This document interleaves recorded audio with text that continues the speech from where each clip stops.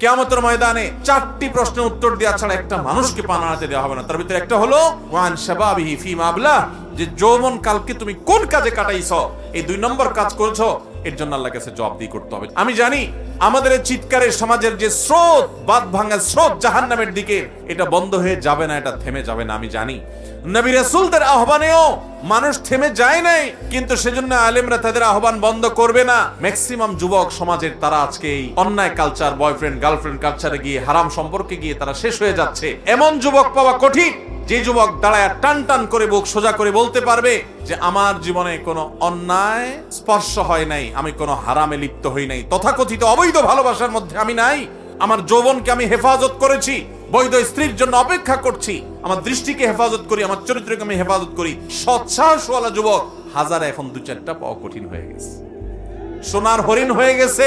যুবক ভাইরা আমার, এই চরিত্র নষ্টের জন্য আল্লাহর কাছে হিসাব দিতে হবে। স্রোতের তালে চলতে পারলে সে তো ইউনিক মানুষ হয় না। সব মানুষগুলো যেই তালে চলছে, এটার উল্টো, স্রোতের উল্টা দিকে চলতে পারা, এটাই হলো বাহাদুরি, এটাই হলো বীরত্ব। আর স্রোতের তালে চলার জন্য কোনো যোগ্যতা লাগে না।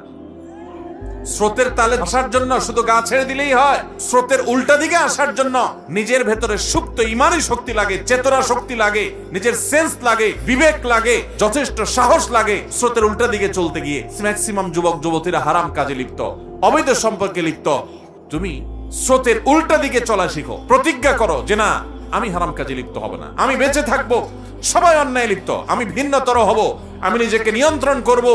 এই ইউনিক যুবকগুলোর জন্যই আল্লাহ তাআলা আরশের নিচে ভিআইপি প্যান্ডেলে কিয়ামতের ময়দানে ছায়ার ব্যবস্থা করবেন। যারা সৌভাগ্যবান, বুদ্ধিমান প্রকৃত অর্থে, সেই মানুষগুলো ঠিকই তারা অন্যায় থেকে বেঁচে থাকবে। আর যারা কপাল পোড়া, তারা অন্যায় করতে থাকবে।